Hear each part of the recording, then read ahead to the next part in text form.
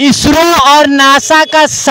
सारा खोज सत्यानाशा में मिल जाएगा जब वो अजब देश के गजब कहानी वाले बिहार की धरती पर किए गए कुछ क्रियाकलापों को देखेगा। जी हाँ, अभी हम जिस जगह पे खड़े हैं, जिस मार्ग पे खड़े हैं, वो सकरा विधानसभा का एक क्षेत्र है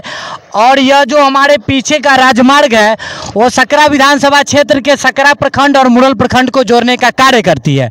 तो यहाँ पर कौन से ऐसे गजब कारनामे किए गए हैं जिनको दिखाने की कोशिश कर रहा हूँ, उसको जरा ध्यान से देखिएगा। जिस राजमार्ग पर खड़ा हूँ वो है यहाँ और जो पुल उस पर बन रही है वो है उससे 20 फीट ऊपर। तो अंतर क्या है वो समझाने की कोशिश कर रहा हूँ। रोड है यहाँ, पुल है 20 फीट ऊपर और उसके लिए जो ढलानें बनाई गई है दोनों तरफ वो लगभग 100-150 मीटर के दायरे में ढलान बना दिया गया है।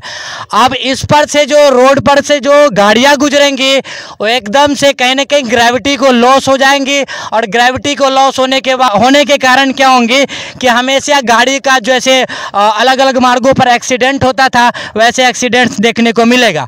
तो पथ परिवहन विभाग के जितने भी प्रमंडल, जितने भी मंत्री या फिर जितने भी विभाग के सदस्य हैं उनको थोड़ा ये जान लेना चाहिए कि ये जो पुल बनाया जा रहा है जिस राजमार्ग पर, ये पुल है और नीचे सड़कें हैं, वो भी वास्तविक, न कि ये हॉलीवुड का कोई ऐसा फिल्म सिटी का फ्रेम कि जिस पर से गाड़ियां एकदम हराक से चढ़े और सड़क से उतर जाए बिना किसी ग्रेविटी के सारे नियमों को तोड़ते हुए।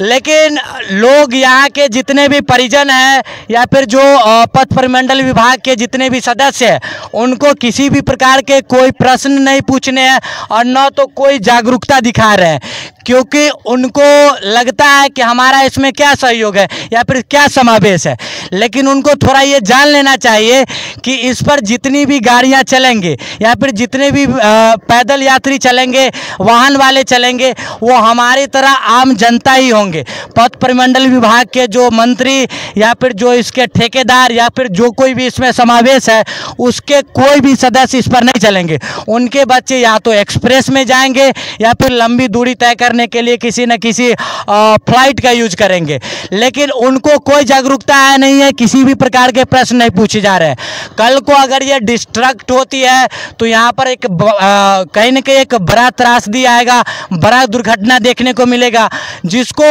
कहीं न कहीं ठीक करने के लिए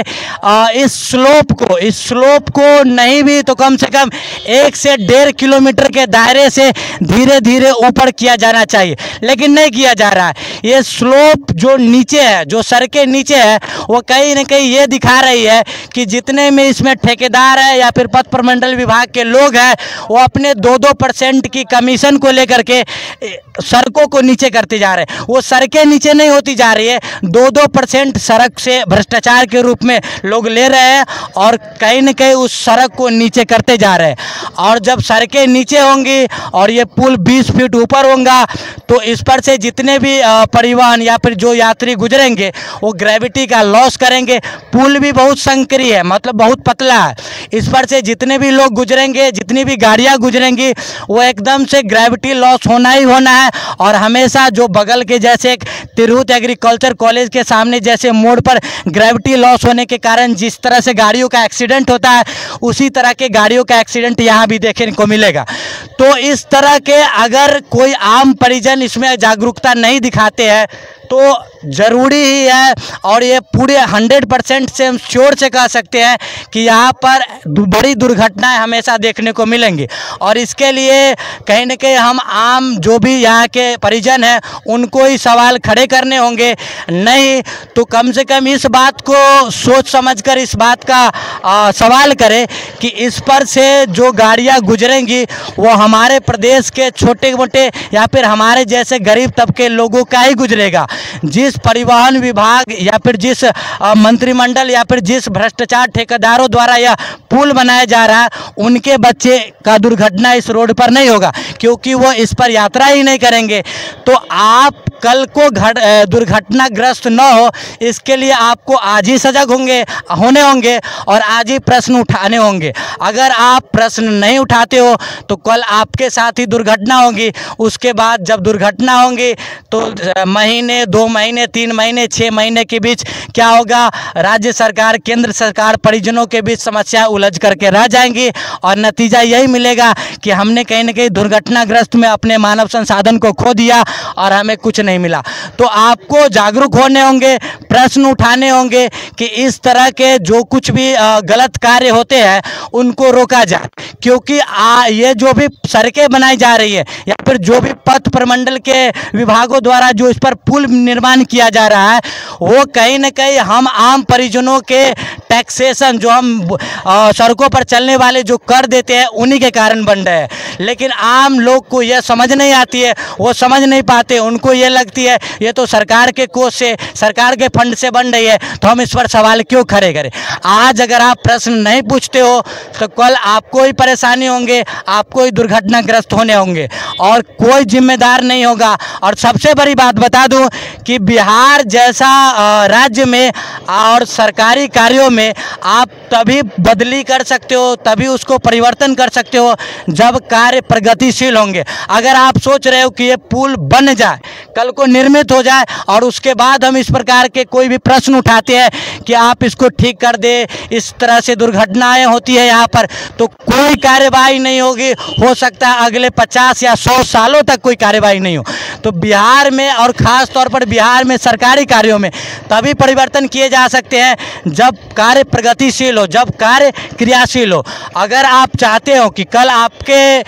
बच्चे या फिर आपके आम परिजनों को यहाँ पर किसी भी प्रकार की दुर्घटनाएं देखने को नहीं मिले, तो आपको आज पथ प्रमंडल विभाग और यहाँ के जो भी सरकार के अभिन्न अंग है जिनके द्वारा ये सड़कें और पुल का निर्माण किया जा रहा है, उनसे प्रश्न खड़े करने होंगे कि आखिर रोड 20 फीट नीचे क्यों और पुल 20 फीट ऊपर क्यों।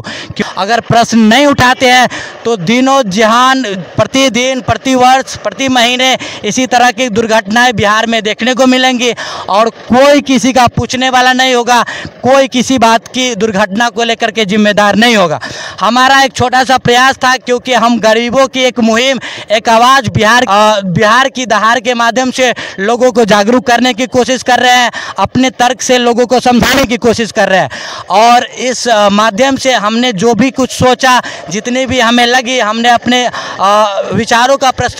प्रस्तुतिकरण आपके सामने किया। बाकी आप क्या सोचते हो, क्या इस प्रकार के चीज़ें यहाँ होनी चाहिए या फिर इसमें पलटवार होना चाहिए, इन चीज़ों को सुधारा जाना चाहिए, इस पर अपना प्रतिक्रिया आपके जो सरकार के अभिन्न अंग जो इसको बनाने का कार्य कर रहे हैं उनसे मिलकर आप करें, उनसे पूछें और हो सके तो इसको बदलने का कार्य भी करें। अगर आप नहीं बदलते हो तो मैं आखिरी बार फिर से कह रहा हूँ, कल को आप गरीब बच्चे, आप गरीब परिजन, इनके ही बच्चे दुर्घटना के शिकार होंगे और कोई किसी का पुछवैया नहीं होगा। तो हमारी जो एक मुहिम थी जिसके माध्यम से हमने ये प्रयास किया कि हम लोगों के बीच इस समस्या का कहीं न कहीं दिखावा करें, उसके बारे में आप क्या सोचते हो कमेंट के माध्यम से ज़रूर बताएं। जय हिंद।